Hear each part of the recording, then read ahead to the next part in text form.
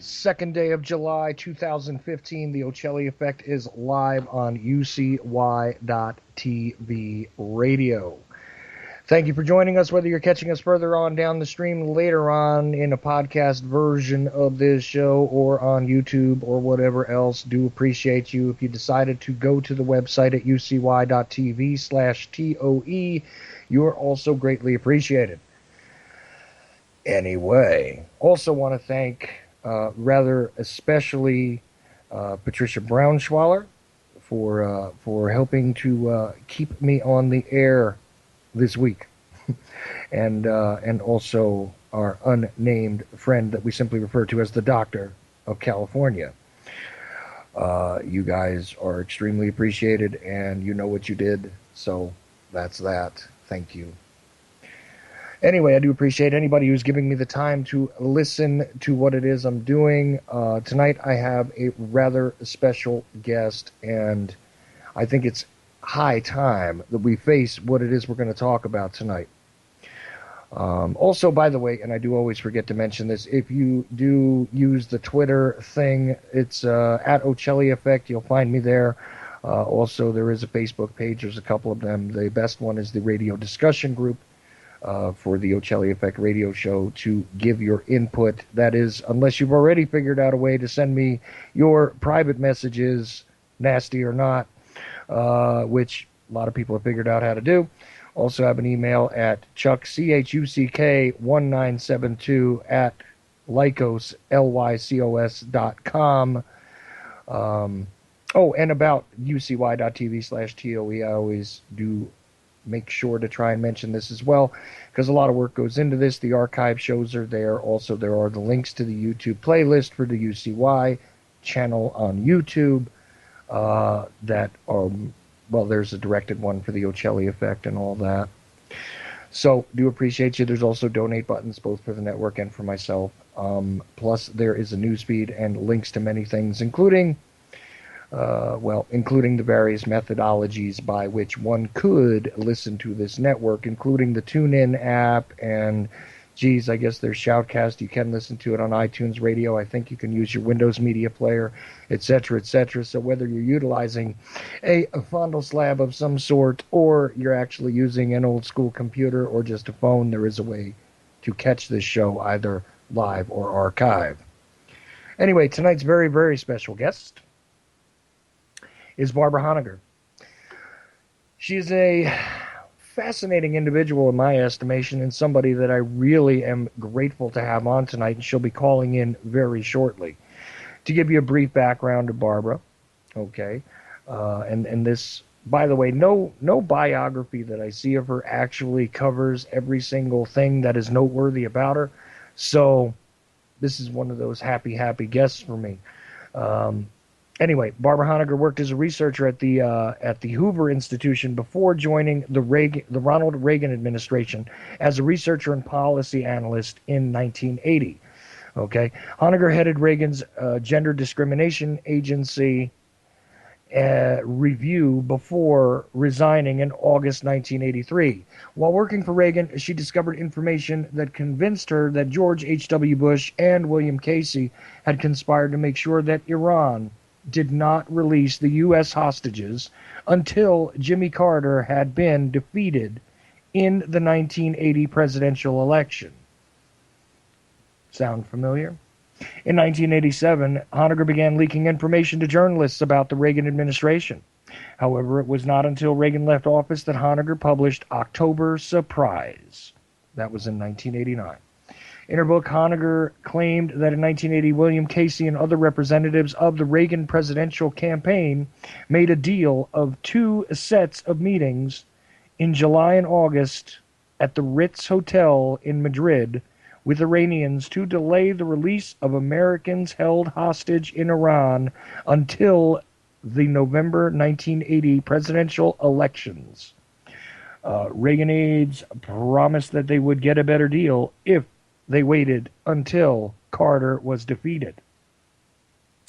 Okay. In the years since October Surprise was published, other sources such as I don't even know how to pronounce this guy's name. Ari Ben Maneshe, okay, have come forward to confirm Honegger's story. Now, this is how Barbara Honegger emerged in the information stream, let's just say. But she's done a great deal of work concerning stuff that evolves around Iran-Contra, and most recently and most notably, and what we're going to discuss tonight, of course, is her very unique insights about 9/11 and the attack on the Pentagon, which, now here comes my editorialization. And by the way, that bio is in part from Spartacus Educational Forum. Just so I'm giving credit to where it is, I got a reasonably coherent biography. But again, it is only in part. She's also published some books. She has released a video, which is of note behind the smoke curtain, regarding the Pentagon attacks, things like this. And she is actually a 9/11 truther in a rather unique and hardwired way that lends some very serious legitimacy to what she's talking about. Now, of course, it is fascinating to me and extremely relevant because ever so often people do seem to ignore the attacks on the Pentagon as part of the equation when they're dissecting the events of September 11, 2001. But you see, that leaves a huge piece of the story out. And again, this is my editorialization about the coverage that I've seen, about the efforts that I've seen from various people over the years. They want to talk about New York City. They want to talk about the Twin Towers. They don't always want to talk about the Pentagon. It is noteworthy and necessary to examine and explain, especially for the sake of carrying forward the concept, mind you, of attempting to reveal to the public the entirety of the truth.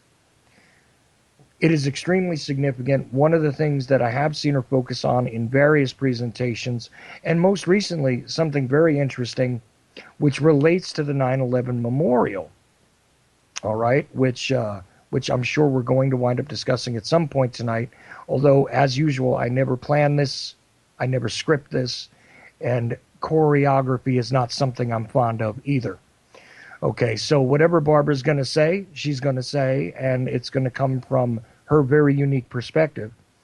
And like I said, a general idea of what we're going to cover, but I may be very surprised, and I'm very sure that I'm going to be educated, because I'll tell you what, in a very short few conversations with Barbara, immediately I've been educated on a couple of things.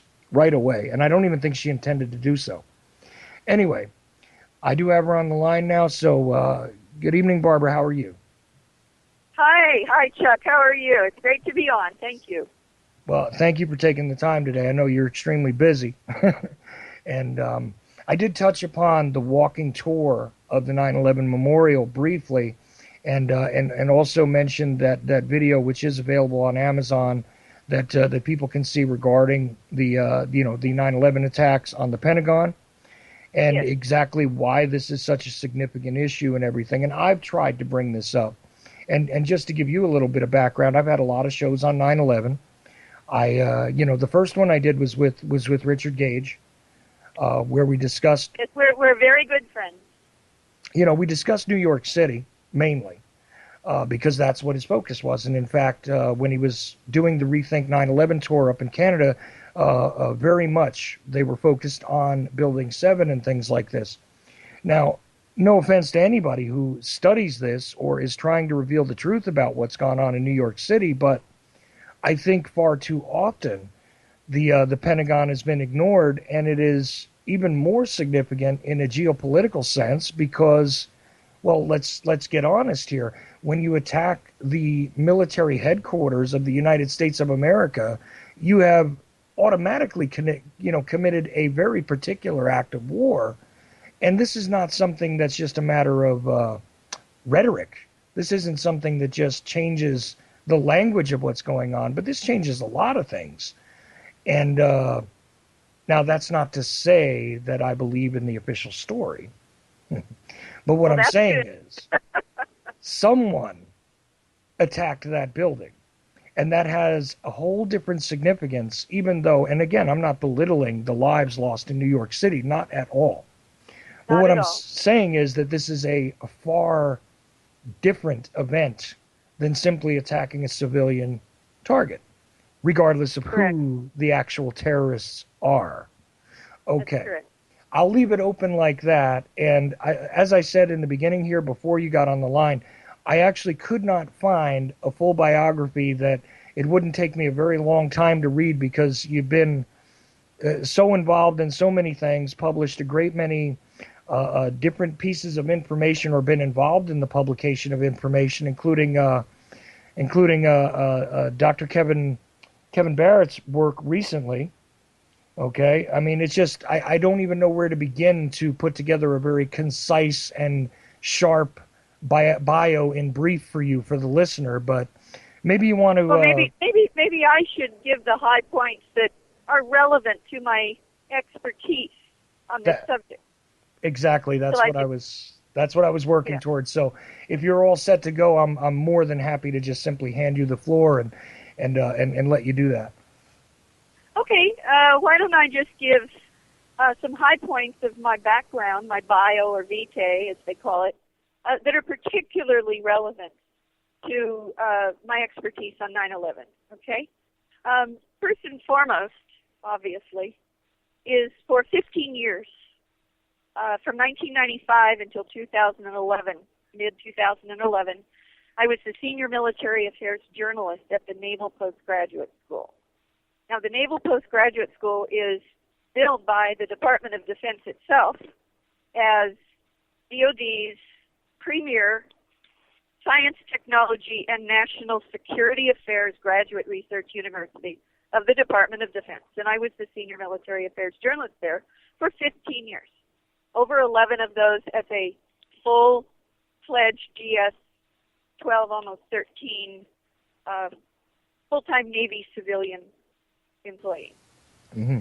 So when you do stories for the Department of Defense, especially on high-tech subjects and controversial national security affairs and homeland security affairs subjects, you can imagine that your research, your investigative research, and your text is vetted all the way, if you will, to the Pope. Okay? Mm-hmm. So I had 15 years of that. So people can be pretty assured that I would not have put anything out in my two YouTubes. The one on the Pentagon is you just put in the YouTube field behind The Smoke Curtain. It has over 162,000 views right now. And the other is called, also on YouTube, called the 9/11, and there's a slash in the 9/11, 9/11 Museum Virtual Walking Tour. And we'll repeat those over the air. And people can get Behind the Smoke Curtain on the Pentagon attack on Amazon as a professional DVD. Right. So you can imagine that I wouldn't put out a word, let alone professional DVDs, that I hadn't personally vetted at least as much as I did when I was the senior military affairs journalist for the Department of Defense. So people should also know that I did hold very high-level positions in the federal government. I was a policy analyst in the West Wing of the White House in the first Reagan Bush Senior Administration. I was also a special assistant to the President for domestic policy. And then I was double-hatted to the Department of Justice, where I was the executive director, directly under the Attorney General of the Attorney General's Gender Non-Discrimination Review Project, where I reviewed all of the entire code of U.S. federal law and the Code of Federal Regulations, Policies, Practices, and Procedures of 46 federal agencies. And my work has been published in 7 volumes by the Government Printing Office on that. So I'm pretty much an established investigative journalist, let's put it that way. Well, so that answers that question. So right. Maybe we can get to the substance now. Absolutely. Not only an established investigative journalist, but a meticulous researcher on seemingly any topic that you even begin to lay your mind upon, let's just say, and with good reason. I mean, just to sort of simplify it for the listener, here's the thing. When this woman is speaking about a subject, and I don't care what it is, and again, you know, like I said, this is a rare opportunity for me to be able to have somebody on that has gone through the gauntlet of vetting their own information like this. This is rather unusual. So I say to the listener again, pay very close attention. By all means, do examine it for yourselves. But also remember that because I decided to do a couple of just sort of dry Google searches and things like that, just assuming that I had never heard of you, which is not true, but just assuming for the listener's sake that I had never heard of you if I wanted to just search your name. No, good luck. They're like 30,000 pages. Well, that was the beginning of it, yes. But even more interesting, and I point this out, and I hope you don't get mad at me, but I point this out about anybody that I have on that has something very significant to say that carries a lot of gravity, okay? The bottom line is that even the attacks that I see on your work speak to me about exactly how directly over the target you are. Exactly. If you're over the target, that's when you get the flack. You got it. I was going to say many a man that I've talked to who has served as a pilot or in the Air Force explains things exactly that way. You know for sure that you are over an area of significance when you're receiving the flack. And you know what? Examine the flack that Barbara's taking because I'll tell you what happens there. You can see the character of any individual often by exactly what type of enemy they attract. So exactly. I'm proud of my enemies. Absolutely. I just wanted to point that out. I'm not sure if anybody's ever done that with you on one of these discussions, but I wanted to point that out. And now, yes, please, let's get to the substance, and I'll do my best to sit and be quiet, but I am a talk show, so I do talk.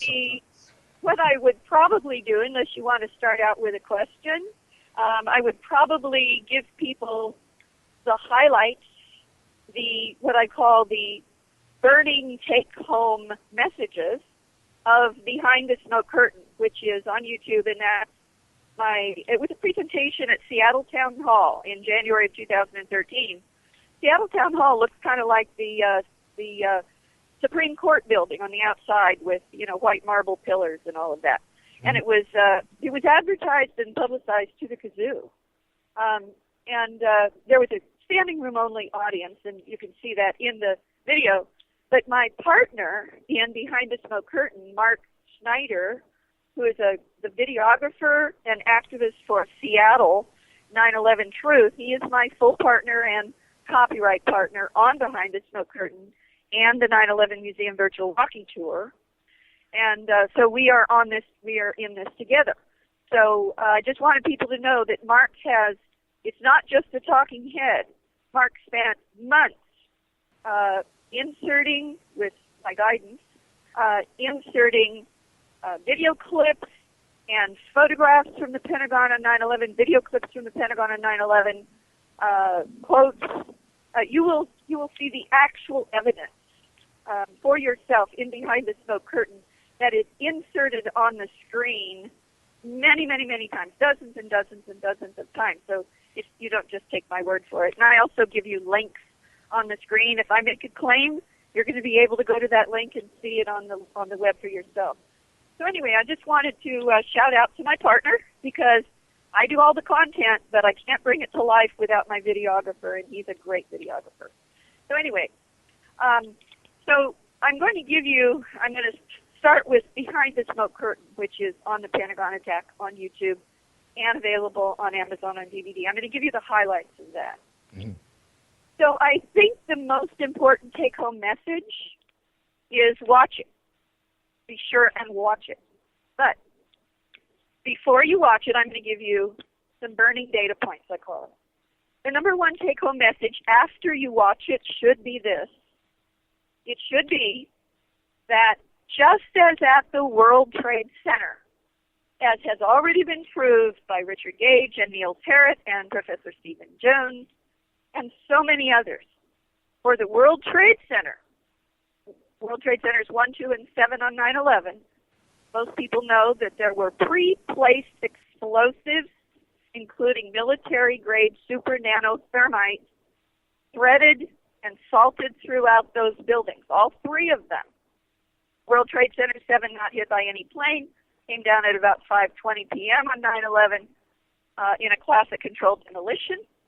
And from that you can infer, obviously, also from the evidence of the videotapes and much else, that World Trade Centers 1 and 2 were also salted in advance, at least weeks, if not months, in advance of 9/11, in advance of any even possible plane impact, with pre-placed explosives. So we already know this about the World Trade Centers 1, 2, and 7. What people don't know, and what you learn and is proven to you in Behind the Smoke Curtain on YouTube, is that the same true story is at the Pentagon. The real story at the Pentagon is also pre-placed explosives. So the so-called plane penetration path that the government wants you to believe was made by a 757 immense Boeing American Airlines airliner that they claim was Flight 77, and we'll get into that, why it couldn't have been either. Mm-hmm. But even if it was a 757, the official story claims that that it got through the outer wall, and it got into the building, and it went through 3 rings of the 5 rings of the Pentagon, just 3 rings, and poked some little part of the plane. Some people say Rumsfeld, Secretary of Defense, at the nose. Other people said a kind of quasi-liquid slurry.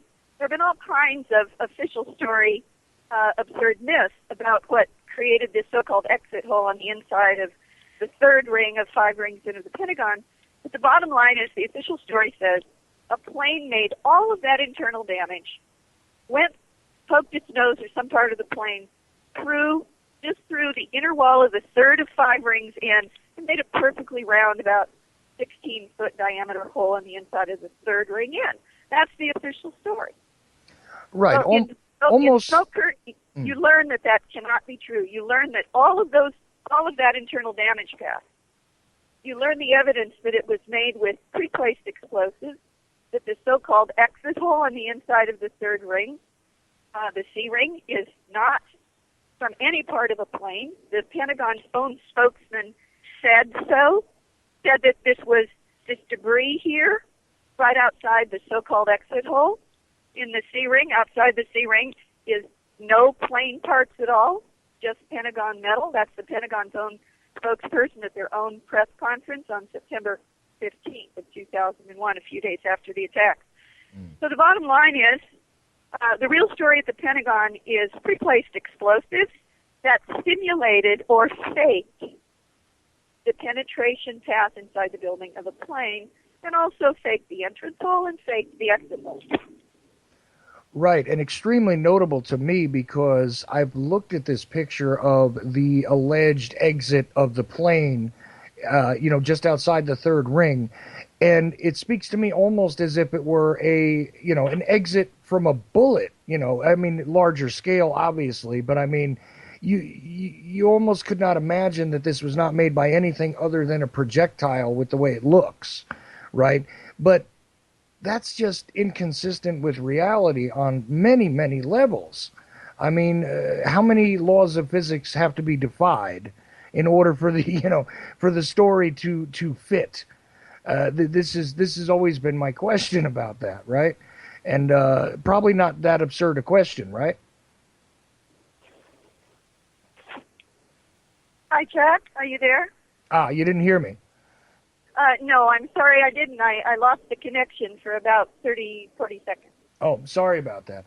What I was saying is that when I look at, in brief, when I look at a picture of this exit, on the other side of the third ring there, the alleged exit hole of the plane, right? It speaks to me as almost as if I'm looking at the exit of a bullet going through a fairly sturdy object, right? This is what it might resemble, like a projectile had gone through there. But in order for that to happen, I wind up asking myself the question: how many laws of physics need to be defied, in order to create this effect? Well, what you learn in Smoke Curtain is that one of the world's foremost expert on shape charge explosives that you just stick on the wall, that so-called exit hole of a plane or part of the plane was made with shape charge explosives put on the wall to have an opening for cleanup personnel to get in, find any victims from the internal bombs, to get them out, and also to clean out the debris. And probably the best proof that the official story cannot be true is that the official story claims that even if it were true that a 757 got through the hardened outer wall that had just been hardened to withstand a terrorist attack, just like what the government claims on 9/11, got through the outside wall and went through 285 feet diagonally and somehow made it out of that inner wall of the third ring in, the C ring, even if that were true, it wouldn't explain the absolute hard evidence that there was massive fires, massive destruction, and dead bodies on the two rings further in, the B ring and even the inside of the A ring.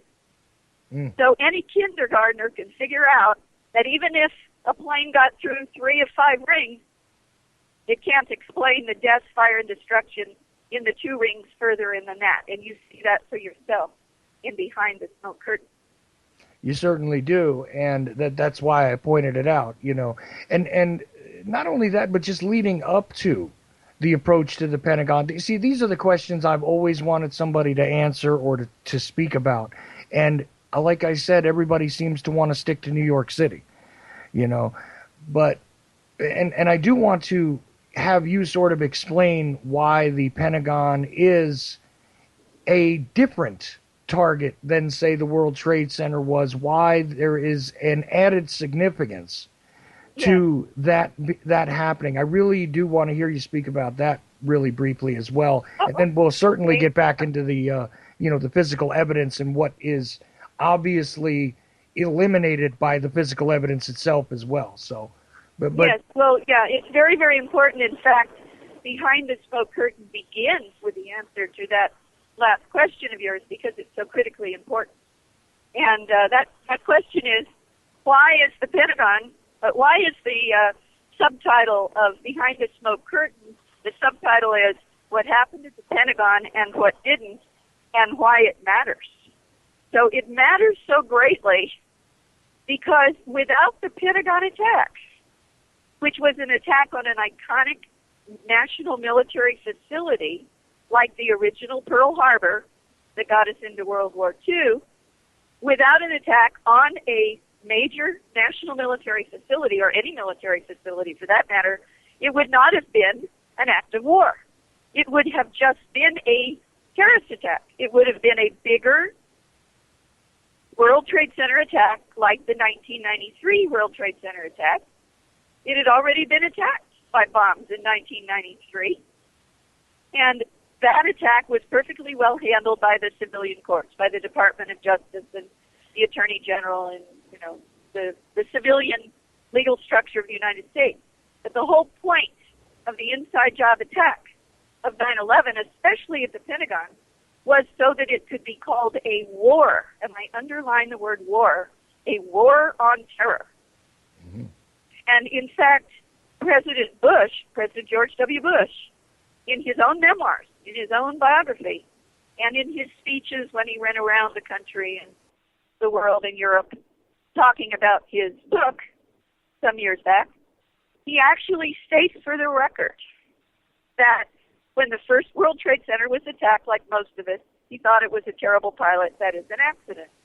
When the second World Trade Center was attacked, when Andrew Card whispered in his ear in the Florida classroom where he was sitting there like a deer in the headlights, mm-hmm. while people were jumping to their deaths from the towers for another 8 or 9 minutes, when he was told that the second World Trade Center tower was attacked in New York City, and we're told, Andrew Card whispered in his ear, America is under attack, he says in his memoirs that he knew that it wasn't an accident, but he says in his memoirs and his speeches that it was with the Pentagon attack that I, quote, knew, unquote, it was, quote, war, unquote. And without it being able to be called a war on terror, they could not have rolled out their global domination agenda, their police surveillance state in the United States. They would not have had a pretext and an excuse, which they did. They used 9/11. Most people don't know this, as the excuse and pretext for creating the first ever in our history, in American history, the first ever combatant command over the mainland United States. It's called NORTHCOM. Mm-hmm. All of this was pre-planned before 9/11. And what you learn in Behind the Smoke Curtain and why it is so critically important that the Pentagon attack is the core of the real inside job plot and execution and cover-up of 9/11 is that I prove in Behind the Smoke Curtain, because it's also done like at the World Trade Center with pre-placed internal and external explosives, that it has to be an inside job. No external terrorist could ever have had the access to the Pentagon of the United States to plant explosives in advance and to detonate them in a way that simulated a plane penetration path, okay? Mm-hmm. So the bottom line is the Pentagon attacked itself. The United States military intelligence apparatus, deep state, attacked itself on 9/11 at the Pentagon. Right, in order to roll out its global domination agenda, which is a military, intelligence, industrial, complex, media complex agenda. Yeah, it becomes hard to simply call it the military-industrial complex anymore because so many different things parallel it and literally are vampirically involved with one another at this point. You know, and also the parallel program of the domestic surveillance and the rise of the police state are completely intertwined with this. That whole agenda. Well, you're absolutely right. I use a military-industrial intelligence complex as a shorthand for all of that. It's basically the elite superstructure of our entire society are complicit in the cover-up. Of course, they didn't do the planning and the execution, but they're absolutely criminals after the fact, accessories after the fact in the conscious cover-up of the truth about 9/11. Well, absolutely, and the fact that we're talking about a self-inflicted wound, of course, this is very much like other things that have been admitted to over the years regarding our government's behavior. You know, I think immediately to the Gulf of Tonkin incident, and what happened there. And that's the context that I use to think about this because, there are many people that still say, and although it's beginning to change, there are many people that still say it's a ridiculous notion that the United States would stage something or would be involved, or some elements of our military industrial complex would be involved in staging an incident in order to create a catalyst that would justify war. I mean, I don't know how else to put it, but our history is actually replete with these kind of things. It shouldn't be a big surprise. It shouldn't be a big surprise. It was, by the way, of course, 9/11 was not a surprise attack, and it was not a terrorist attack. It was an inside job. So we should stop calling it a terrorist attack, okay, number one. You're right. We should stop calling it a war on terror because all of the wars that were rolled out based upon the pretext of the self-attack, especially at the Pentagon on 9/11, I call it a preemptive self-attack. It's very much like the Reichstag fire that Hitler took advantage of to then pass the Enabling Act that ended up with the horrors of Nazi Germany. The parallel to the Enabling Act after 9/11, of course, was the Patriot Act. And believe it or not, I've actually read, I can't confirm this, but I've read it 3 places, that of all people, Marcus Wolf, the allegation is that Marcus Wolf, who is the head of the Eastern German Soviet bloc intelligence agency throughout the Cold War, helped write the law that created the Homeland Security Department in this country after 9/11. If you can imagine. Well, it's kind of believable considering that the rhetoric is rather similar when you translate things from German into English. You find that the concept of homeland, in fact, I mean, that's a relatively new... Homeland security. Right. It's the same thing. It's identical. Right. And I mean, even the terminology being similar and this concept, I mean, it's one of those things that disturbs me still, that there is a, Department of Homeland Security. I mean, I remember when Tom Ridge was first made the head of that, and I said to myself, and even at that time I wasn't aware of all the inconsistencies and incongruities in the 9/11 narrative. Okay, I'll call it the 9/11 narrative at this point. I wasn't aware of all that. I was actually very much on board and believed the mainstream story, okay, for years afterwards. Was even caught up in the post-9/11 pseudo-patriotic fervor, okay? I mean, I'm honest about this. I'm not proud of it, but I'm honest about this. There were many of us that were, and part of that was the rhetoric. Part of that was intentional so that there was a mechanism by which the public would acquiesce to these new measures, these seemingly, required measures to protect us from this ever happening again. And this is the justification. This is why the attitude needed to be taken by so many in the public. Well, it's okay if they're spying on me because they're protecting me.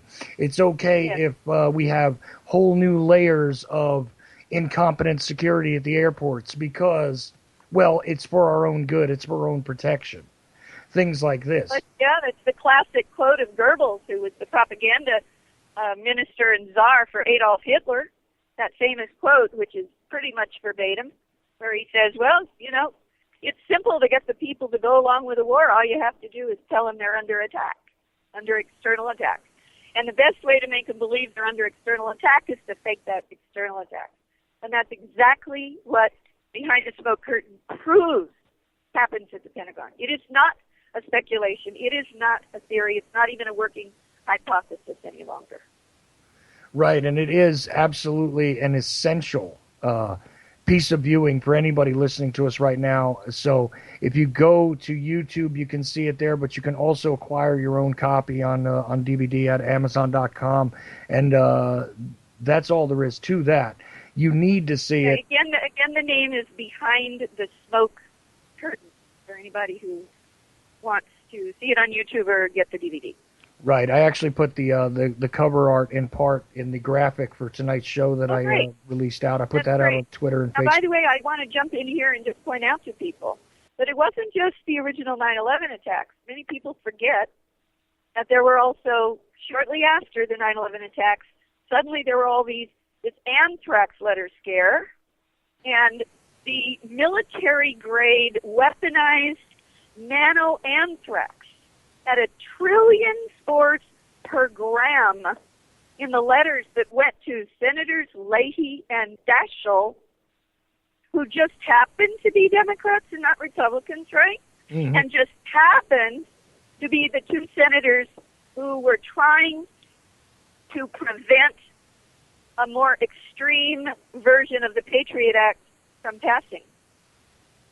They were threatened with death, not only of themselves, but their entire staff. Whole buildings of Congress had to be shut down. The Supreme Court building was shut down. 5 people died.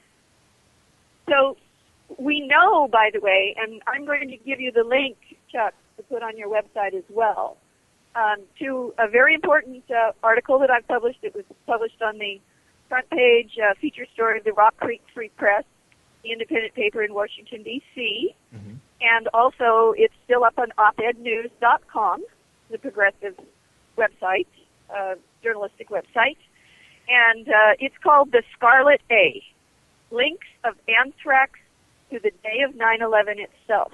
Why is that important?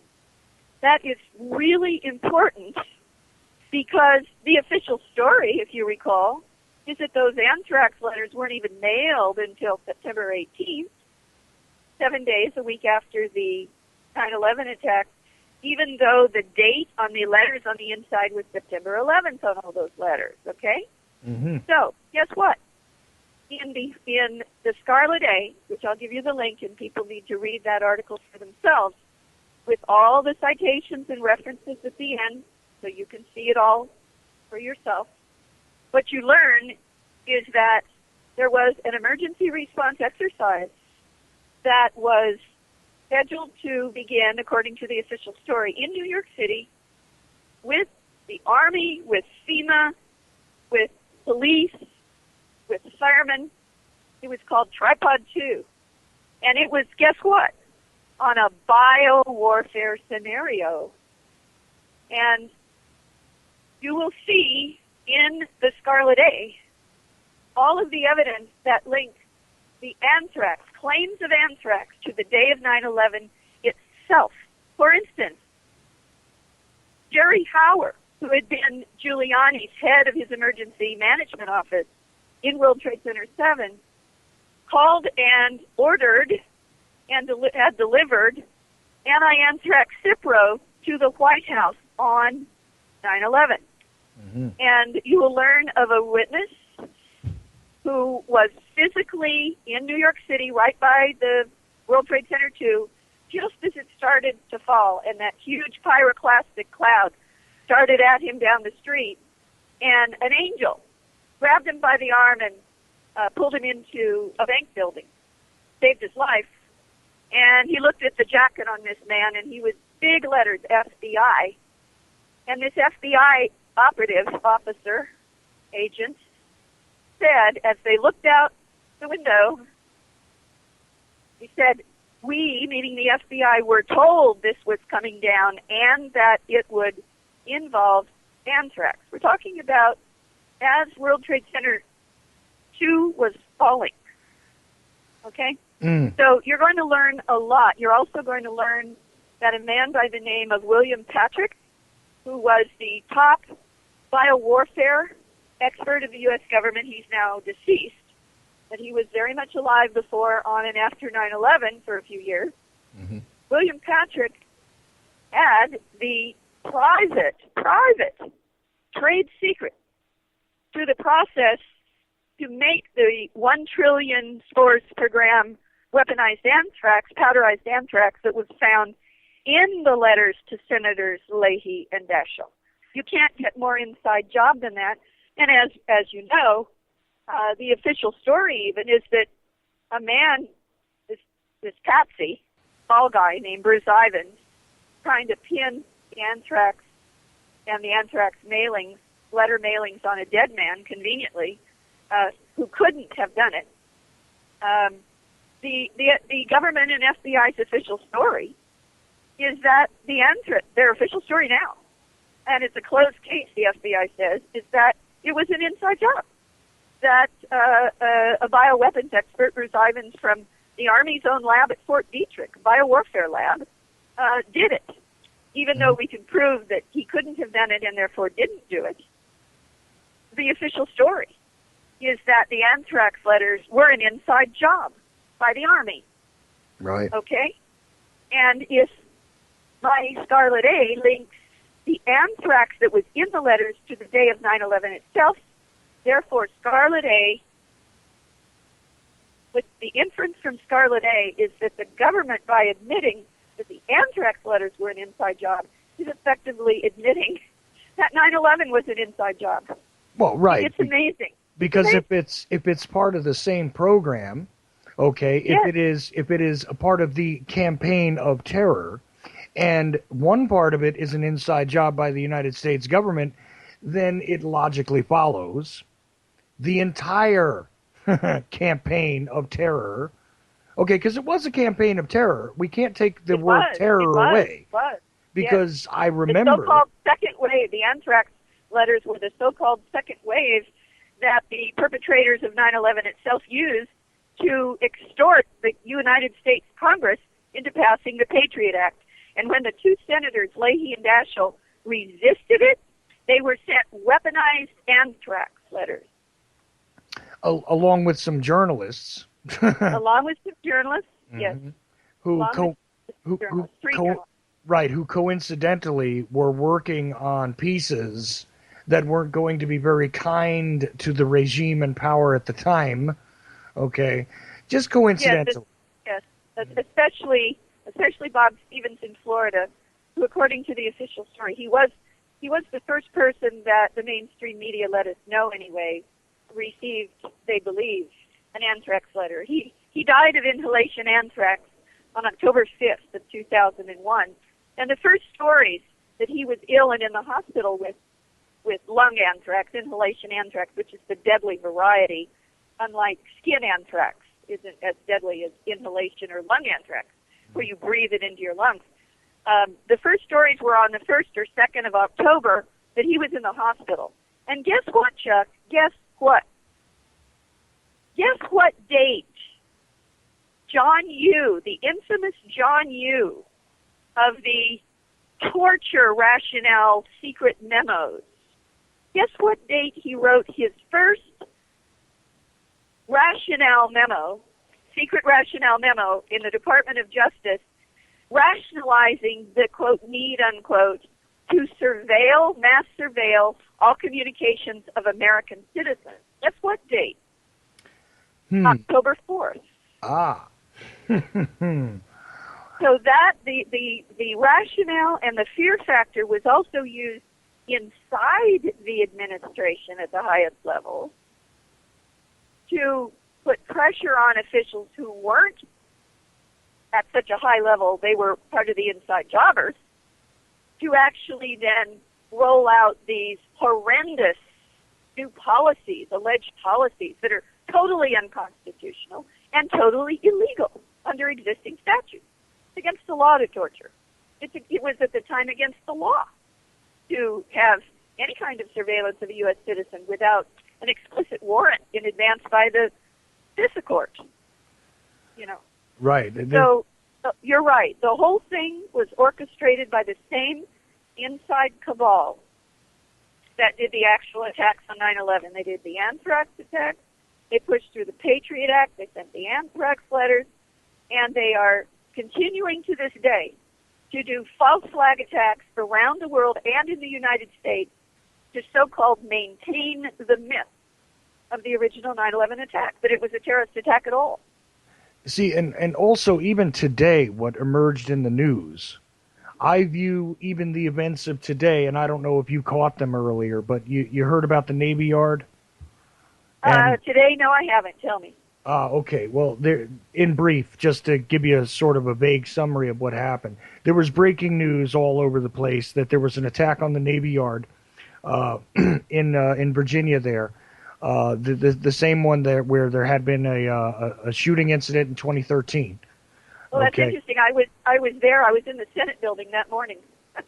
there you go. So you know where I'm talking about. You Exactly, the Navy Yard. Yes. Well, there was supposed to be a live shooter. People were sheltering in place. They were supposedly getting, something is happening. Of course, this goes right along with the idea as of late that has been, constantly pushed by the mainstream media that, we need to be prepared because this 4th of July, during this holiday weekend, we're going to be hit with a lot of, possible terrorist attacks again.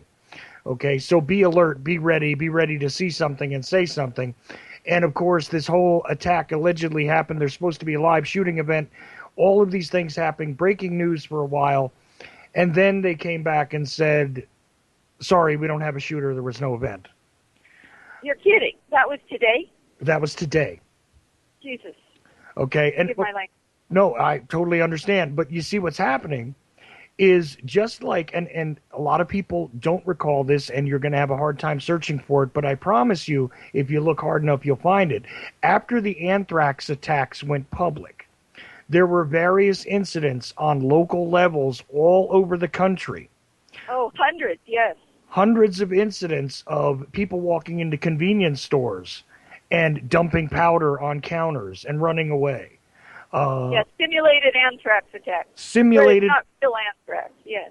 Yes, ma'am. All over and everywhere. There was practically, I don't think there was a single state that was actually immune. There was hundreds of these. Yes, And there were hundreds of those. And what it does, though, and what I understand from this and what I'm seeing emerging right now as we speak, is an atmosphere that is being promoted to keep that agenda intact, to keep the need for the war on terror. I'm holding up quotes here, because first of all, the war on an idea is kind of counterintuitive in my mind anyway, but that's what they call it. The war on terror, the war on terrorists, all of that stuff, you need to be afraid. You understand? Because the boogeyman is always somewhere under somebody's bed in a town near you. Okay? Well, the boogeyman on 9/11 was inside the Pentagon. It was pre-placed explosives, same story as at the World Trade Center. Now, there was a plane at the Pentagon. I don't want people to think I say there isn't.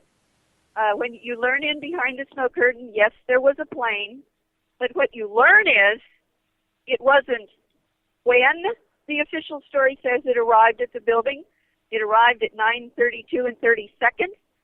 Burst into a huge fireball. It was destroyed, exploded, imploded somehow, and stopped the Pentagon heliport clock, which is a little building outside the wall, over 100 feet outside the wall.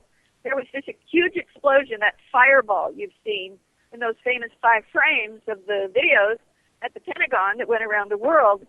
That fireball happened at 9:32 and 30 seconds and stopped the Pentagon heliport clock over 100 feet outside the wall at 9:32 and 30 seconds, freezing the time. Mm-hmm. So we know that there was a plane. It was a white plane, according to multiple witnesses, and no white plane can be any American Airlines airliner, which has got this signature polished aluminum body that's painted with blue, the parts blue and red and white. You can't mistake an all-white, brilliant white plane for any American Airlines airliner. This plane that came into the Pentagon 5 minutes and 16 seconds before the official story said Flight 77 was anywhere near Washington, D.C. even. It was like 75 miles still outside of Washington when these explosions started going off at the Pentagon. And what you learn in Smoke Curtain, and I give the quotes and I give the witnesses, beginning with, believe it or not, the chairman of the Joint Chiefs of Staff. The chairman of the Joint Chiefs of Staff is the highest active duty military officer in the United States military. It's right. General Hugh Shelton. And when he first arrived at the Pentagon, a little bit after the attacks, in his memoirs, which is called Without Hesitation, on page 474, you learn that when he first got to the Pentagon, as he even got close to the Pentagon on 9/11, not long after the attack, that the smell of cordite was, quote, overwhelming, unquote. Cordite can never be confused or mistaken for jet fuel or burning jet fuel. It smells like gunpowder. It is an explosive. It's a cool-burning explosive, but with a high-power, cool-burning explosive. So we know that there were those explosives, and you learn in Smoke Curtain that the so-called exit hole on the inside of the C-ring, allegedly from the nose of a plane or some part of a plane, was made with shape-charge explosives. This special shape-charge bomb attached to the inner wall that went off and made this almost perfectly round 16-foot diameter so-called exit hole, which is not an exit hole at all.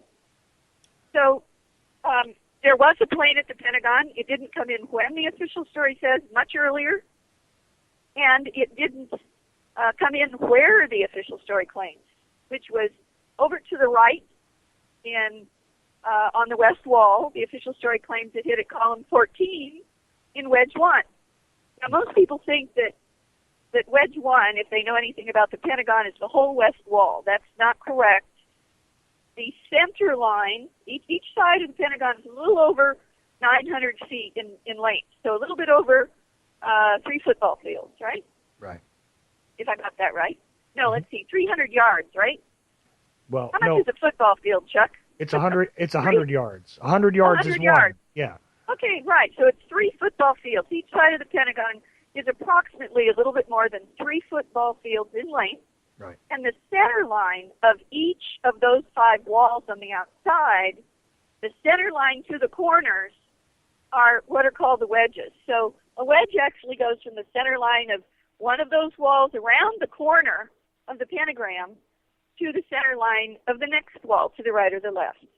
So wedge 1 on 9/11, where the official story says Flight 77 allegedly impacted, which it didn't, we proved that in Behind the Smoke Curtain, that so-called impact point is in wedge 1. It's to the right of that center line.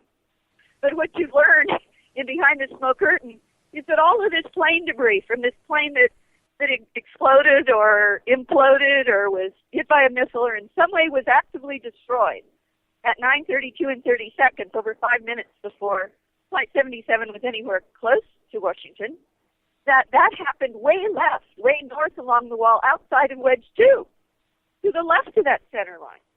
And there were even explosions that went off inside wedge 2 in the outer E-ring at 9:30. One of them stopped. Probably the most famous Pentagon eyewitness is April Gallup. She's very famous, right, for those who know anything about the Pentagon attack. And April Gallup was almost killed with her infant son, who was in a stroller by her desk on 9/11. And the explosion by her desk covered her. Many other people, killed a lot of people, but luckily didn't kill her or her infant son. He was about 3 months old then. She managed to get out with him swung over her shoulder. And that explosion by her desk stopped her wristwatch at 9:30.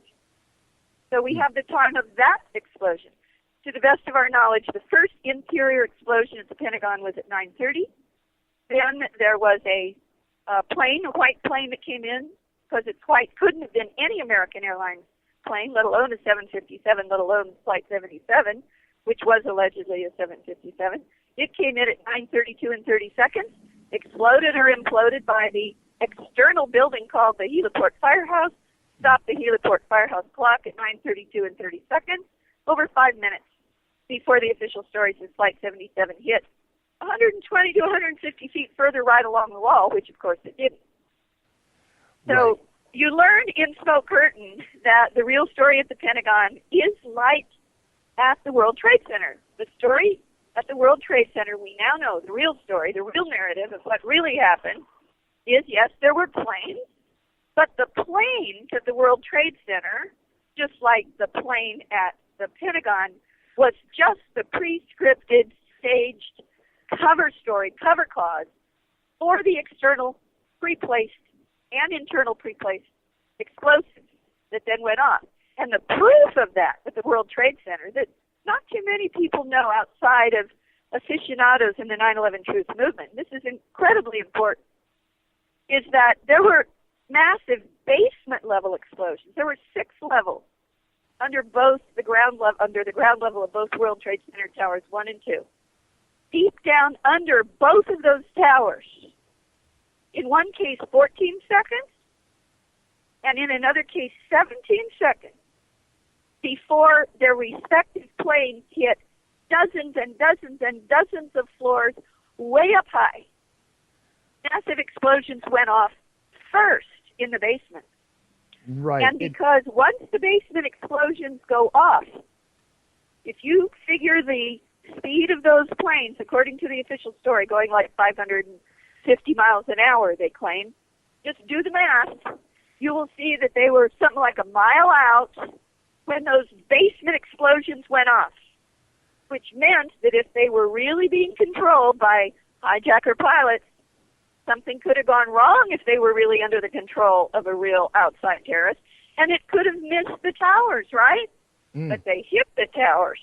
And what that proves, it proves any jury would decide with the evidence. It proves that whoever pre-placed the deep basement explosives in World Trade Centers 1 and 2, and there were deep basement explosives in the other World Trade Center buildings as well, but focusing on World Trade Center 1 and 2, it proves to any jury that whoever pre-placed these massive explosives in the deep basements of World Trade Center towers 1 and 2 had to have been in control of the plane, because they could not afford to already have these massive basement explosions go off, which is going to destroy the tower alone, without also being in control of the plane, which had to be the cover story for the setting off the controlled demolition explosives above the ground level. Right, and it puts into context the testimony of William Rodriguez. Because absolutely, he's the most important witness at the World Trade Center. I call him the April Gallup of the World Trade Center, and I call April Gallup the Willie Rodriguez of the Pentagon. And they really are. April is actually, I think, the original source that I gathered the concept that cordite was present. That's right. She smelled cordite as well. Yeah, yes. That's where I first heard it from. To be honest with you, yes. Until I had watched some of your presentation, I wasn't aware of the chairman of the Joint Chiefs of Staff making a statement about it. I that had completely missed me, to be honest with you. But I do remember. Well, it's easy to miss. You would have had to have read this huge book up to page 474. Well, there you go. But April and Willie Rodriguez, yeah, that's perfect symmetry between the two of them. But Willie's whole thing about the explosions below him, which he was aware of, and some people tried to justify it as the explosions of the generators and all this other stuff. But that's kind of ridiculous considering one problem, and that is it happened before. Okay, so it happened before the planes hit in both towers. So right. you're not going to coincidentally have a generator going on in the basement of both towers, 16 minutes apart. Right, and the thing is, and some people have said, well, the amount of time that Willie represents there, you've got to understand something. When you're involved in a situation like that, your concept of time changes based on your brain chemistry. This is something I've learned over the years, okay, regarding eyewitness testimony, is that in some cases, very much, and the way I can relate it to somebody out there who's never been in a high-stress situation like this is if you've ever been in a car accident, okay, a lot of times at the moment, if you see it coming and everything else, a lot of detail ends up being retained in your mind. You see things fly off the dashboard and all these other things that really happened in the fraction of a second. Right. And okay. It's kind of slowed down like slow motion, or it can be, not always. No, it can be. It's not. Nothing is an exact science when it comes to individual human brains. But what I'm saying is it sort of explains the sort of minor discontinuity, because the way Willie describes it is you have a certain amount of time there, but his concept of time is going to be a bit askew. Okay? Well, but he was really close. Luckily, we don't have to rely on just Willie Rodriguez. And by the way, there are almost 24 other eyewitnesses who experienced the same thing. that he took their names to the 9/11 Commission, gave testimony behind closed doors, and classified testimony. His testimony was two massive explosives in the basement of World Trade Center 1, where he was at the first basement level on 9/11, was excised, which was not in the 9/11 Commission report at all, of course, because they could not. It does not support. It totally destroys the official lie of what happened at the World Trade Center towers. But what I was going to say is we don't even have to rely upon his testimony, even though it's pretty accurate, because we have the seismic record, which is a hard piece of scientific evidence, and it's that seismic record that shows that there were these massive underground explosive events. In the first case, 14 seconds before World Trade Center 1 was hit up above, way up, 100 floors or so above, 90-some floors above. And for World Trade Center 2, about 16 minutes later, 14 seconds or 17 seconds difference for that one. And Willie guesstimated the difference between the deep basement level explosion in World Trade Center 1 and the impact above that he also heard and felt was about 8 to 9 seconds. So he was pretty close. Oh, no, I'm not saying that he wasn't. What I'm saying is when people say that there's a minor discontinuity, and his testimony is extremely accessible. That's why I point to it. But it's not simply an eyewitness's testimony that I would rely upon, but the fact is that it's corroborated all over the place. And most notably, very, very much excised from the 9/11 Commission report. I don't think we've actually seen a formal record of his testimony been released to the public yet. No, it has not. No, it has not. Even if they took it. I mean, we don't even know that they made a record of it, but they told him that they did. You're absolutely right. And most people don't know that there's a classified version of the 9/11 Commission report. There are classified staff reports. There were 8 different staff subcommittees, investigative subcommittees, under Philip Zelikow, Philip Zelikow was the executive director of the so-called investigation, I put that in quotes, the cover-up of 9/11, and we now know that he wrote the detailed outline for the entire so-called findings of the 9/11 Commission report over a year before they even started their investigation. Well, and people hate when I do this, but when you look at the Warren Commission and you take a look at the sub-investigations that were created immediately around it, because now we have access to a lot of that stuff, including executive sessions and things. Of course, half a century later does us a lot of good. But the fact is that they had a predetermined conclusion in mind, and that was easy to witness. I often say that the 9/11 Commission learned from the Warren Commission, because the Warren Commission released 26 volumes and all sorts of inconsistent, incongruous evidence, but the 9/11 Commission only gave us the one very heavily redacted volume to peruse for the public, and that was it. So.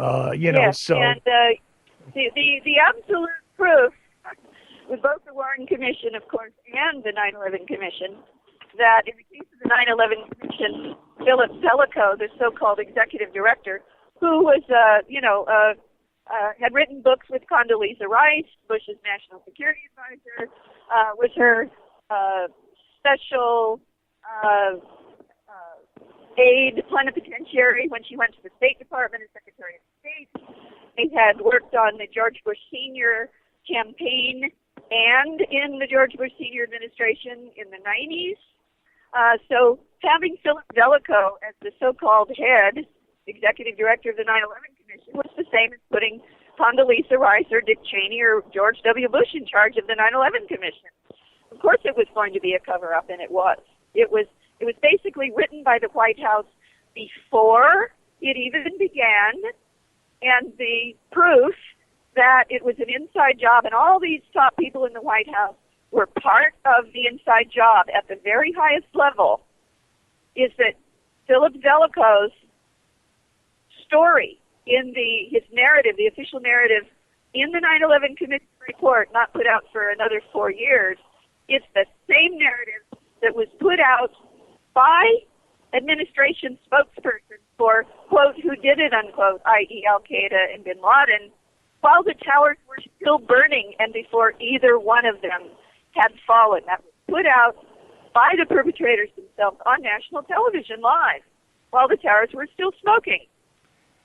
Right, and honestly, the only way that that could happen in real time is a matter is it explains itself. The fact is, you have a prepared statement because you know an event is going to come to pass. Okay, that's all there is to it. I mean, I don't know how much more simply to put it. That you have to have foreknowledge. It's proven. The 9/11 Truth Movement has proven that 9/11, all aspects, World Trade Centers 1 and 2 in the Pentagon, was a self-attack. They were self-attacks. They were inside jobs. At the World Trade Centers 1, 2, and 7, they were actually a huge insurance scam by Larry Silverstein and his co-investors. A huge insurance scam where he put in $150 million or something to get the lease shortly, about 6 months or so before, or 6 weeks before 9/11, and then turned that into billions of dollars of insurance payments after the terrorist attacks. And literally, just before 9/11, he actually was negotiated with his insurance companies to have a new rider on his insurance policy for the towers, such that if they were hit twice, it would be considered a double terrorist attack, and he would get double the money. If you can imagine? Well, there's no stronger evidence of foreknowledge and complicity than that by Larry Silverstein, who is the outright owner of World Trade Center 7 and still is. Right, and he was also attempted afterwards to seek, remuneration for 2 separate incidents regarding. That's what I just said. Yeah, that's right. But that was even after, though. I mean, you were saying that he had attempted to put that into place as a rider beforehand, but afterwards. He did put it in place just before as a rider. Ah, okay, he did. All right, I did not understand that part. I only knew that he had sought, that no, he did. But in the court cases, I understand it, having read it. It's a lot of legalese. But in the media reports after the court case findings, because the argument, of course, in the case, he was arguing, no, these are really 2 separate terrorist attacks, 2 planes. I get double the money. And the other side, the insurance companies, of course, were saying, no, this is a unitary attack with 2 planes. So that was the argument in the court. And the judge came down in the middle. Yeah, that's what I understood. They didn't give him exactly what he wanted, but they gave him more than he... No, they didn't give him all that he wanted. But he turned about $150 million into billions almost overnight. Well, and at the end of the day, a lot of people made their fortunes from what ensued after 9/11. I mean, we don't even have the time to give people the entire pedigree of the fortunes made based on this and based on the ensuing war on terror. Again, holding up air quotes for you at home. That ensued afterwards. Hello? Oh, you having trouble hearing me again?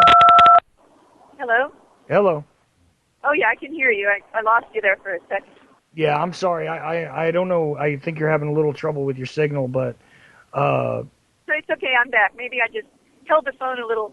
I do want to mention the emergency response exercises on 9/11 on hijack scenarios that many people don't know about. Yes, please do, because this is also one of those things. See, I do want to get back to the anthrax attacks, but I do want you to go. Okay, let's do that first. Go ahead. Because the thing is this: it has been represented as nearly, separate incidents, and like you said, if you take a look at the dates, it just follows logically that it is actually part of the same event. And since it's been admitted to as an inside job, essentially. I mean, if it is, again, part of the same agenda, if it is part of the same campaign, you would assume that means that the whole thing is an inside job, and that means that really the anthrax attacks are not a separate incident whatsoever. They're just the continuation of the campaign of terror. And it is a terror campaign. I don't want to take that out of the equation. However, that's true. because it did terrorize the population in general. Okay, there was a serious paranoia, and like I said, those other residual events. But the fact that that is not even addressed anymore is no longer part of the discussion. I mean, 9/11 is, seen in retrospective all the time. Of course, it's always about the guys with the box cutters on the airliners that, that caused us to ever after engage in longer conflicts than Vietnam in the Middle East. But they never, it seems, except for maybe with an honorable mention, sort of go into the anthrax attacks. Right. And well, there's good reason for that. I'd like to say what that is. Please. Yeah, the reason for that is when real scientists got a hold of the anthrax that was in the letters to Leahy and Daschle especially, they were the weaponized ones, the ones that 1 trillion spores per gram, and they were powderized. They were dry anthrax, and they were weaponized so that there was this static electricity type of an effect that kept the spores from sticking together so that when the envelope was opened, they would literally fly out like a gas, and you would inhale them and you would die, okay? This is weaponized anthrax. The reason that they were forced to say that Bruce Ivan, an Army biowarfare expert, an inside job person, did them. That's the official story right now by the FBI and the government. They were forced to do that when real scientists got a hold of that weaponized anthrax and started describing it, because no outside terrorist has the capability. It requires a team of people. It requires millions, hundreds of millions of dollars worth of extremely advanced equipment and laboratories to create this stuff, this weaponized anthrax, the 1 trillion spores per gram of powderized weaponized anthrax. So they were forced to say that it was some kind of military facility that created it. But they conveniently blamed it on a dead man, didn't they?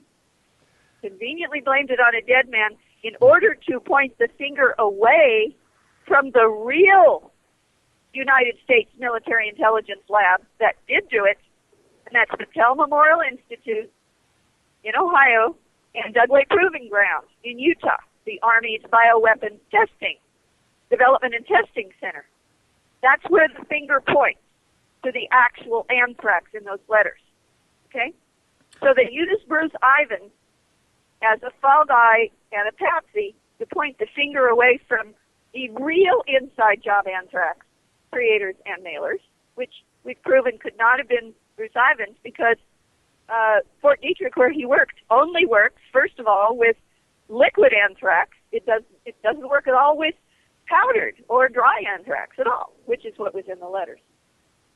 Right, and I mean, and just to really just, I know it sounds like I'm beating on this topic a little bit, but the fact is that this is not a matter of just making something into a powder. It gains certain properties which make it really efficient as a weapon. Yes.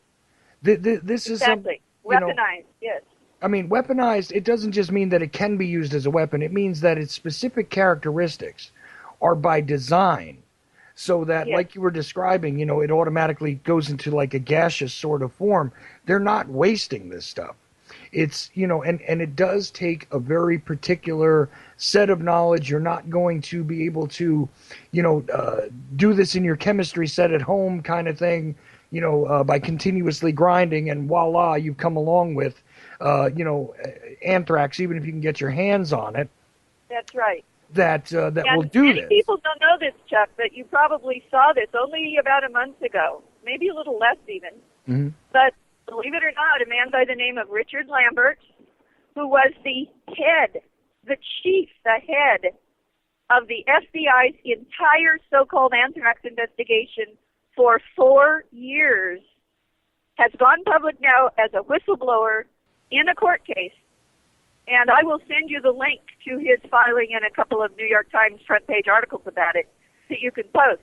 But the bottom line is, the man who was in charge of the entire so-called FBI anthrax investigation for almost half a decade has just about a month ago gone public saying You can read it for yourself between the lines, and it screams between the lines of his actual court filing. Bruce Ivan didn't do it, could not have done it, and believe it or not, it's in his filing that the FBI director and the people above him, even above the head of the anthrax investigation in the FBI itself, withheld from him the fact that the FBI lab had found DNA on the envelopes and withheld the analysis of the DNA also from the head of the FBI's own investigation in order, obviously, to enable them to blame the patsy, Bruce Ivan, conveniently a dead man. Right. It would be very inconvenient, okay, to have some dispositive proof that was, scientifically irrefutable. So, of course, it would need to be withheld. That's 101 on how you do these things. You can't set up a patsy and then allow information to leak that would, be completely counterintuitive to having him be the guilty party. But So that's exactly what Richard Lambert has just done. 4 years head of the FBI's own anthrax, quote, investigation, unquote, has just filed with the court that very evidence, and your listeners can read that on your website. I'll send you the link. Oh, I'm going to have to make sure I put that out there because I wasn't aware. I had heard about it, but yeah, please, all these links, I will definitely make sure to package them alongside of this show because. And then before we get off the anthrax, Chuck, I just want to remind people that what was it, only 2 or 2.5 weeks ago, or 3 at the most, that we learned in banner headlines around the country that Dugway Proving Ground, the Army's Biowarfare Test and Development Center in Utah, so-called, quote, accidentally, unquote, sent live anthrax through the mail, through FedEx, to something like 24 U.S. laboratories. Live anthrax. This is within the last month or so. Yeah, oops. It was just a mistake of some sort, apparently. That they called it an error. Mm-hmm. Yeah. But it doesn't wash that it was an error. No. The administrative restrictions on doing stuff like that at a facility like that are such that, if anything, a mistake might be made where things are not being sent to their proper places. You're not going to accidentally disseminate something, especially as volatile as anthrax, in as irresponsible a manner as is alleged to have happened here, without a whole lot of things being intentionally done. It had to have been orchestrated. Now, right. The good news is there is a potential good news explanation for that, for those live anthrax mailings. This is just one scenario, but it was the first thing that came to my mind. Okay. As you know, Jade Helm is coming up. And that's a huge exercise in the whole southwestern United States, from Texas all the way to California. Mm-hmm. I believe it starts around the 15th of this month, doesn't it, Chuck? That's correct, yep. Yeah, around the 15th of this month. And it goes for about a month, I believe, or maybe 3 weeks or something. Anyway, Jade Helm is coming up, and it is you could call it an emergency response exercise. Well, when you have an emergency response exercise, you have to have somebody pretending to be a bad guy, right? Mm. You have to have somebody being the red team, pretending to be the enemy, doing something, some kind of an attack. Well, I believe that Jade Helm was going to be on an anthrax scenario, amongst others, possibly, an anthrax attack, and that some people on the inside sabotaged that being turning the drill into a live event. And the way they did that was to preempt it. They preempted it possibly by sending out anthrax, live anthrax, that they knew wasn't deadly enough to cause any real problem. And then they leaked it themselves to the media because it was trumpeted everywhere, so you know it was an official story. They didn't try to hide it, did they? They trumpeted it.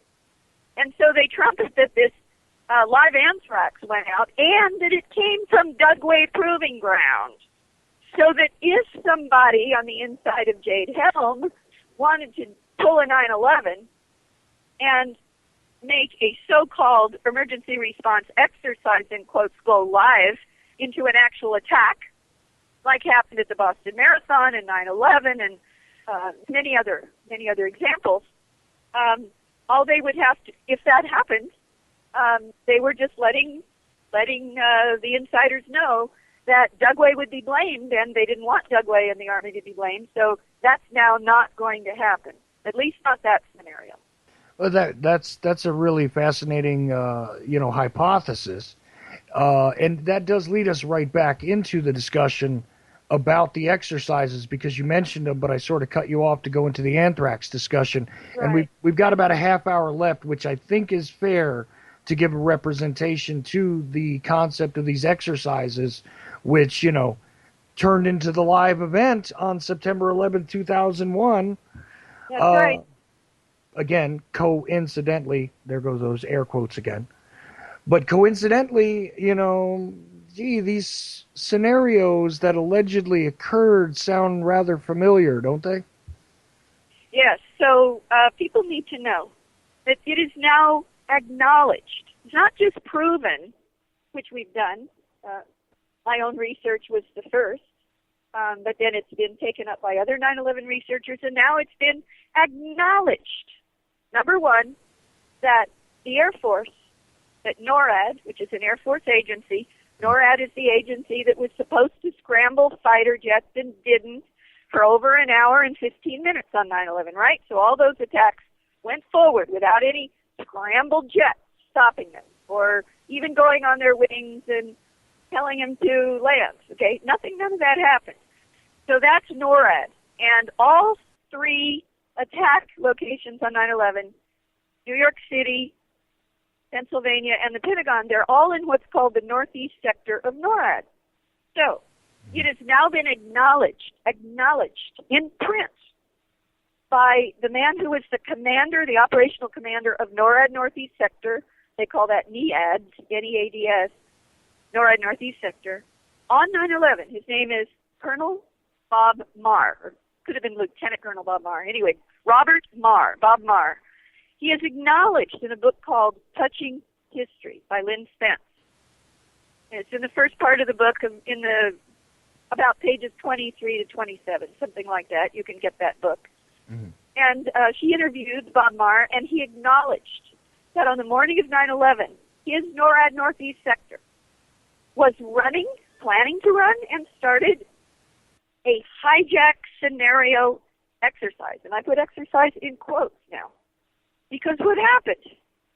When the actual attack started happening in New York City, the first one, World Trade Center 1, then World Trade Center 2, when the information about that was called in from FAA to NORAD Northeast Sector, the people who answered the phone at Bob Marr's NORAD Northeast Sector on the morning of 9/11 thought it was part of the exercise, and therefore delayed their response. They were confused. And why were they confused? They were confused because the exercise was on the friggin' almost identical scenario as the actual attacks. That's not a coincidence. And what you learn behind the smoke curtain is that I personally interviewed at the Naval Postgraduate School as the senior military affairs journalist there. I believe it was 2011. In any case, it's in smoke curtain, the date, the time, and I published it on a DoD website, Defense Department official website. Mm-hmm. I interviewed Richard Clark, who was George Bush and Condoleezza Rice's so-called counterterrorism czar in the National Security Council in the White House on 9/11. And he told me, and I published it on a DoD website, that quote, this is an exact verbatim quote, the White House approved and approves, advance approves, all major exercise scenarios, unquote. That means that Condoleezza Rice, almost certainly Dick Cheney, because he had been put in charge of counterterrorism response by President Bush on May 8th of 2001. So that has to mean that Vice President Cheney, at a very minimum, National Security Advisor Condoleezza Rice and Richard Clarke himself, the White House counterterrorism czar, knew that there were hijack scenario exercises taking place on the morning of 9/11, which puts the complete and total lie to Condoleezza Rice going on TV and saying, we just couldn't have imagined planes being used as weapons. She had approved a hijack scenario exercise on the scenario of hijacked planes attacking the World Trade Center towers. She knew that exercise was going forward on the morning of 9/11. She committed the most unbelievable lie in the face of the American people and the Congress of the United States that is imaginable. And so did President Bush. He said the same thing. Right. Let's not limit it to Condoleezza Rice, okay? Because no, I'm not. Ari Fleischer, Donald Rumsfeld, Dick Cheney, George W. Bush himself, and Condoleezza Rice come to my memory immediately, all making similar statements. Not too many. Yes, that's why I said also the president. Yes. Oh, yes. Yes. I mentioned Vice President Cheney. The whole high command. The whole high command had pre-approved and were running those exercises, which then were taken, quote, live, unquote. They were turned into actual attacks. Right, exactly. But the concept that they tried to sell to the American people that it was a complete surprise. It was, an unimaginable scenario. No one imagined, I think she said. No one would have imagined. No one could have imagined. And even the 9/11 Commission itself, its bottom line and its final conclusion was, it was a failure of imagination. What a bunch of bull. I'm sorry. Right. No, but this is what we call a blood libel on a geopolitical scale. Right. I'm very, very sick of the failures anyway, because a failure of imagination, a failure of intelligence, a failure of... No, actually what it is a failure on the parts of the individuals in charge to understand that it is entirely transparent to anyone who is paying attention that there is no failure here. This is intentional. This is why it is brutally obvious that it is a self-inflicted wound, an inside job. However it is you want to codify exactly the nature of the operation. The bottom line is there was pre-knowledge.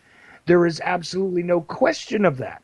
There is too much evidence to the contrary when it comes to the concept, the remotely flimsy concept, that this was some sort of shocking surprise to the nation, okay, to its intelligence assets, to its law enforcement assets, and even to the very executives in charge of those assets. I mean, that reminds me, Chuck, I do want to say this because it's critically important. There's something your listeners can do to bring legal accountability to the real perpetrators of 9/11, at least the beginning of the process. And some of your listeners may already know this, but the first investigation, official investigation by the U.S. government, it was in fact by the House and Senate Intelligence Committees. And they finished their report in 2002, or they started in 2002 probably. Anyway, they finished their report before the 9/11 Commission even began. And there is an entire chapter, 28 pages, of the Joint House-Senate Intelligence Committee investigative report on the 9/11 attacks that to this day is still classified and locked away by order of former President George W. Bush. And the reason it's still classified is because we know from one of the men who wrote it, the former chairman of the Senate Intelligence Committee, former Senator Bob Graham, has gone public and told us that it points the finger directly at Saudi Arabia as the chief financer of the alleged hijackers. Okay, so what people can do, what we need people to do, is to go to this website. It's called www.hr14.org. So that's hr14.org. Mm-hmm. And you go there, and right at the top, you can click on a link or an icon to sign the Roots Action Petition, called the Roots Action Petition, calling on your members of Congress and the Senate to sign on to H.R. 14, which is a bill that now has some 14 or 15 co-sponsors, representatives in Congress, who are demanding that these 28 classified pages finally be released, which will open Pandora's box, because it will point the fingers at the Saudis as the chief financiers of the alleged hijackers. But here's the rub, Chuck. This is what I like about this. Mm-hmm. The real reason I want those 28 pages released is because the hijackers didn't do it. We can prove that. So the Saudis, once that comes out, that information will be made part of the evidence by thousands of 9/11 victims' family members whose case against the Saudis has been allowed to go forward. And the only way the Saudis will be able to defend themselves is to point the finger where it really belongs, and that's at Bush, Cheney, Condoleezza Rice, Rumsfeld, Wolfowitz, Weiss, and Pearl and company. Mm. So it's really important for people to go to www.hr14.org and click at the top to sign the Roots Action. That's ROOTSACTION.org. The Roots Action petition. Just sign it. It'll take you 30 seconds. And we need to get 1,000 signatures. We're now up to a little under 500. We need 1,000 signatures for Roots Action, which was co-founded by David Swanson, who's a major anti-war activist, as you know, and journalist. And we need 1,000 petition signatures, so we need double what we now have about. And then Roots Action will make it an official petition drive, and it can take off. So please, everybody, go to www.hr14.org, click at the top on the Roots Action petition link or icon, and just sign that petition, please. And tell your friends. Tell all your friends, all your lists, all your Facebook, all your Twitters to do the same thing, for sure. Well, that'll be the first thing that I put out as soon as we're done speaking here. Great. And I'll tell you, the thing is, I don't hold my breath regarding thinking that this is going to get us the truth. I've got to be honest. I just told you that it won't. Right. But it will open. It will be the camel's nose in the tent, to forcing the Saudis to point the fingers where it belongs. Well, see, that's the thing, is if they wind up being held, liable for all sorts of interesting intrigues, they're going to have no choice. Unless, who knows? Do you think that they might actually just pay it off and be done with it? No. No? No, the victims' family members won't be bribed. No. No, see, and I'm hoping not, because when I watch a guy like Bob McIlvaine speak, okay, which is another gentleman I would love to have a conversation with on this show, but I'll put him in touch with you. He's a friend of mine. Absolutely excellent. I would definitely love to give him a forum and to speak with him. But when I watch a gentleman like him speak and say from the bottom of his heart that he wishes to devote the rest of his life to making sure that the truth emerges regarding the murder of his son, Not only the truth emerging, but legal accountability for the real perpetrator. Yes. That too, yes. When I see that, though, I know that just by my own secondary observation, I'm looking at somebody who's not looking for a payoff. I know I'm looking at somebody who legitimately wants an answer, which, excuse my French here, but he damn well deserves. And that's all there is to it. Okay. By the way, I should point out to people, I think you started out the show before I came on, letting people know about another information product that I put out last year for the 9/11 anniversary. And Richard Gage, the founder of and head of Architects and Engineers for 9/11 Truth, announced it at Ground Zero last year on September 11, and I'll be with him at Ground Zero again this year on the anniversary. Last year we rolled out the 9/11 Museum virtual walking tour, which is opened and closed by none other than Bob McIlvaine, who lost his son Bobby in World Trade Center 1.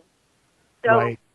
everybody really needs to see both Behind the Smoke Curtain on YouTube. It's also available on Amazon as a DVD. But the walking tour is just on YouTube, and it's the 9/11 Museum virtual walking tour that's opened and closed by a powerful, passionate call by Bob McIlvaine, who lost his son on 9/11 in World Trade Center 1, a call for the truth and for everyone to watch the 9/11 Museum virtual walking tour. And the reason for that is that this walking tour on YouTube, if you can't get to ground zero, for heaven's sakes, for sure to watch it, and watch it anyway if you've been to ground zero or you're going, because it uses the actual exhibit items, photographs of the actual exhibit items that are in the physical 9/11 museum at ground zero to prove that the official story that the museum is trying literally to cast in stone is a lie. It uses their own exhibit items to prove they're lying from inside their own museum at ground zero. And let me add this, because I sat and I watched it just earlier today to make sure it was fresh in my mind. This is an amazing piece of work, even the audio without the video, okay? I am very much imagine, I'm sure this was the intention, so I'm not telling you anything you don't know, but for the listener's sake, you take this thing and you have it on your phone, whether you download it or you pick it up from YouTube, however it is you grab it, have it ready and go if you're going to go there. Because the reality, okay, of exactly how the manipulation is being done right in front of your eyes is given to you in an audio form. Even if you don't watch it and you listen to it that way, but do watch it. I guarantee you, if you just watch it, even if you're not going to the memorial there in New York City, even if you just watch it because you can't make it to wherever you are, to New York City. Yeah, and by the way, Chuck, it's been tested. You can watch it, both the video and hear the audio, 7 stories underground in the museum itself, the ground zero. Ah, okay. I wasn't aware of that because I haven't tried it yet myself. But what I'm telling you is that this is a remarkable piece. It is absolutely excellent. And I'll tell you what, I'm actually going to point it at a couple of other people who do some production, because I want them to use it as an example for the nonsense that goes on with the Civil Rights Museum in Memphis, okay, and also with the School Book Depository, the 6th floor museum in Dallas. Right, the JFK, the official JFK Live Museum. Yes. Exactly. I think that both of those things deserve a video presentation just like this. Absolutely. Absolutely. Anybody who really knows the truth about the JFK assassination, and I believe there's an alternative, smaller museum there also in Dallas, they could easily do a school book depository, JFK assassination, virtual walking tour that people could open up and have on their smartphones while they're going through the actual official live museum in Dallas. Yes, they could. Right, but I don't know if they'll be able to do as good a job, but the concept is amazing. Who came up with the concept of doing that? Do you know? Well, if you want God's truth, it came from the Force. It came from a very high place. It was a vision. I woke up one morning knowing it had to be done, and I did it. I did it single-handedly. It's an amazing piece of work, and not to say that a lot of the other things that I've seen you do, including that presentation in Seattle, which we were talking about, and is also available on YouTube. Really, honestly, I've never seen anything come out where you're discussing anything, giving a presentation of any sort that isn't remarkable, honestly. But these two things are extremely important bookends. If you don't do anything else based on this show, I mean, I do advise you to go and visit hr14.org, take a look at that, because the more of the nonsense that can be exposed, the more obvious it'll become to everyone what's actually happened. But right. But the point of these other things here are also remarkable and extremely well done.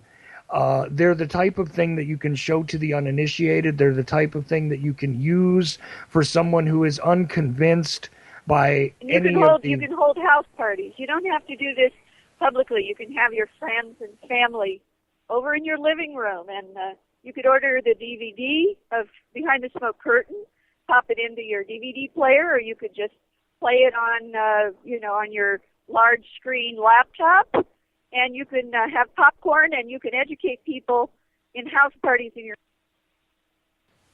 Right, and extremely accessible information, and... Be sure and sign that Roots Action petition. That's the most important thing, but you learn all about the 28 pages in the campaign by the 9/11 Truth Movement nationwide and worldwide to get those pages finally declassified. You learn that at the website as well. But be sure and sign that Roots Action petition as soon as you can, everybody. Oh, no, absolutely. I'm saying these are the 3 bullet points that I want to push on this show right now is these 3 things. HR14.org, take a look at it, sign the petition, because, again, getting the rest of the ridiculousness out will cause them to have to answer it.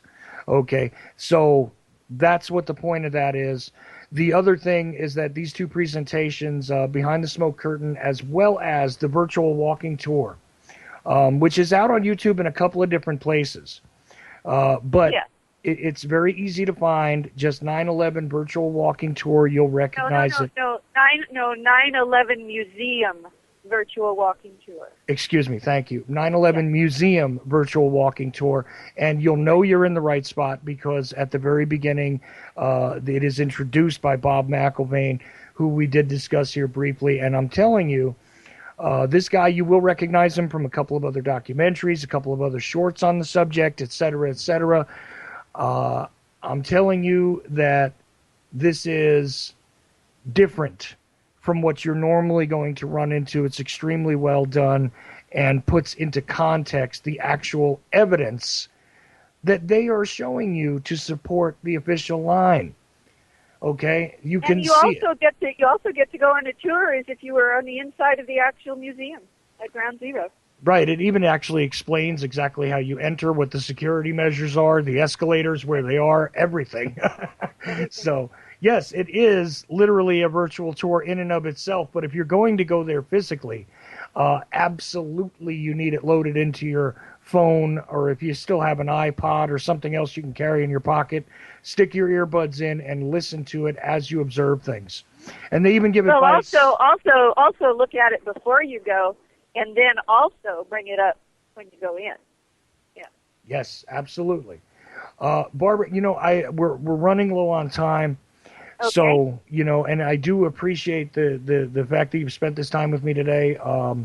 It was kind of on relatively short notice, but I'm telling you, it's just... That's right. I'm happy to do it, Chuck. Anytime at all. And I look forward to being on other shows that you can get me on as well that we discussed.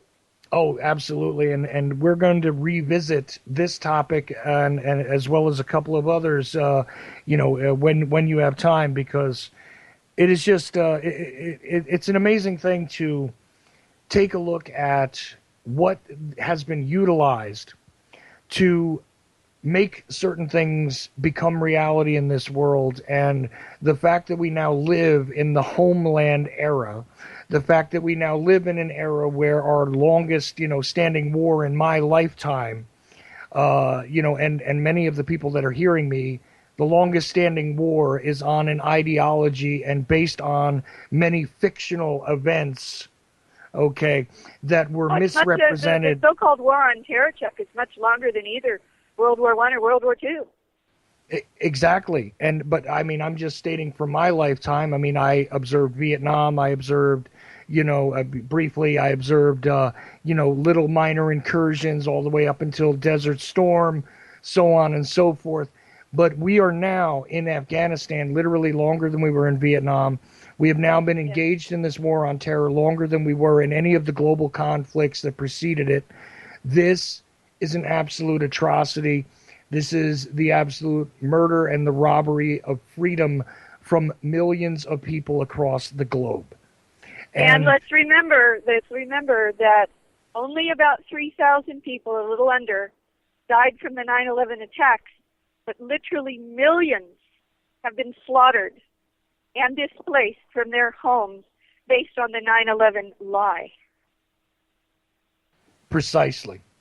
Precisely what it is I was getting ready to say, and of course you put it in a much better way, but that is exactly what the point is here, is that the millions of lives destroyed, the countless amounts of personal freedom violations that have occurred on our own soil as a result of this, the fact that the state is now allowed to surveil everyone, the fact that we are being legislated to in a wholly unique way, the fact that the homeland concept and the continual propagandizing of the American people. I mean, as we speak, we are approaching the 4th of July, our Independence Day, where we are meant to believe that fear is one of the great governing things. We need to be alert. We need to see something, say something. We need to make sure that we prevent any further terrorist attacks, even when there's a live shooting event where there's no shooter. Right. This is what's going on. By the way, it was an exercise. That's what it means. Yes, an exercise that somehow someone in the media got alerted to that probably should never have been heard about. That's what I'm assuming happened here. But who knows? I'm not exactly so devious that I understand every single one of these operations.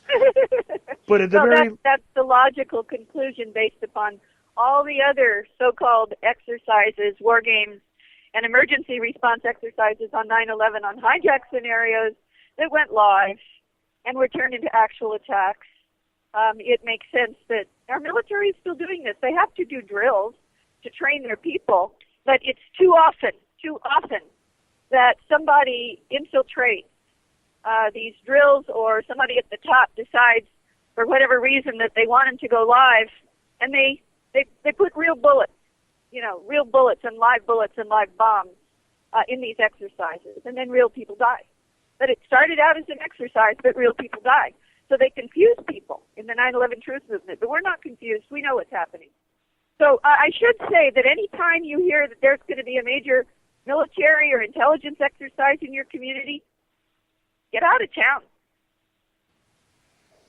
Well, there's got to be a better way than just simply fleeing, in my estimation. But it is good advice if you want to keep yourself intact, that's for sure, because it is a serious danger sign. For instance, in Portland, Oregon. I think you're in Portland, aren't you, Chuck? No, actually, I'm in North Carolina. Oh, you're in North Carolina. Okay, Clyde's in Portland. Clyde Lewis is in Portland. Right, well, right. I'd like to close out by just making very, very explicit in words. Everyone's heard that famous slogan, the first casualty of war is the truth. Well, you can turn it around. The first casualty of the truth about 9/11 is the end of the 9/11 wars. And that's the reason that the 9/11 truth movement has never given up, and we will never give up, and why we are so immensely grateful to people like you, Chuck, for letting the word get out to as many Americans and people around the world as possible. Thank you so much. Listen, I do appreciate that. Thank you. And of course, I don't even know where to begin thanking you for all of the work that you've done on this, and all of the service that you have done for people around the world, in essence, because as you so aptly put, yes, not only is the first casualty of war the truth, but if the truth really does prevail, the first casualty of that shall certainly be these illegal, ridiculous, and absolutely falsely founded wars. That's correct. And that is the overall goal here, regardless of whose version of the truth that has been surmised thus far is reality. It doesn't matter to me at the end of the day if, maybe we've gotten a few things wrong over time or anything else. If we can actually get at it and get it done, then this whole thing comes undone right before our eyes. So yes, and the critical change, the critical shift, it's a paradigm shift, literally, is when a critical mass of the American public, thanks to people like you, understand a simple fact, that the official story is a lie, that 9/11 was not a terrorist attack, it was an inside job massacre of our own citizens. And once Americans realize that, they will never again, I hope, allow anything like the secrecy that surrounds these war games and emergency response exercises. The evil thrives in the dark. The most important thing that we could do in this country is to have a campaign to end unnecessary secrecy for full sunshine and transparency in our federal government. Absolutely. And maybe the next president we get, because we were supposed to get the transparent president this time. The next president we get, maybe we can actually hold him accountable and make his administration do that. But listen, Barbara Honegger has been my guest tonight, and I just can't thank you enough, Barbara. I'm going to let you go, and I know that you're busy for the rest of the evening, so I will be in touch with you tomorrow. But okay, and I'm gonna send you those links to post within the next few hours. And I'm going to end with one sentence. Just like John Paul Jones said, we've only just begun to fight for the truth. Yes, ma'am. And better words were not spoken by a better individual. I am extremely grateful that you were on with me today. So enjoy the rest of your evening, and I will look forward to getting and disseminating those links in as many places as I possibly can. Thank you. And we'll talk to you again. Absolutely. So, Barbara, good night. Barbara Honegger, everybody, what can I say? Again, I have plenty of questions, but the overall message is still the same. If we get at the truth, we stop getting at the lies. And 9/11 is not simply a matter of historical debate. It is not a matter of academic hypothesis. This is something that still affects anybody who can hear the sound of my voice to this day, constantly, continuously, because it is the justification for murder, for the destruction of our alleged rights, for the absolute disillusionment of this country, for the devastation of multiple populations, all predicated upon one particular day in 2001 and what has resulted ever after. So, this is why I constantly revisit this particular subject, and I want to thank you for tuning in tonight to the Ochelli Effect. I am just about done, but I do appreciate all of you who decided to take a listen tonight. And, well, I know I'm going to get some nasty feedback about this show too. Good deal. I definitely am looking forward to it all. Anyway, thanks for tuning in to UCY.tv. I do appreciate you. If you are catching this further on down the line, go to UCY.tv/TOE, and there you will find the archives, the link to the YouTube playlist, other information on many other shows on the network. In fact, a couple of really great people on the network. If you want my suggestions, Chris Jackson Rojas has a show on there now. I do very much endorse his general message on just about everything I've heard from him. Brandon Tuberville, an incredible journalist over at the UCY.tv website. Andrew Shawley, who does Cold Reality News, entertaining as well as informative. Definitely a cool guy. He's been on this show a couple of times. And, Freedom Palooza going on this weekend. JJ, Mr. James Freeland, JJ Inc., who does Against the Wall. Another guy who I do appreciate on the network, as well as our owner's show, Before the First Cup, which comes on in the mornings. Informative news, and she touches on many things that I don't often discuss but do have many opinions on regarding transhumanism, the scientific technocracy which has invaded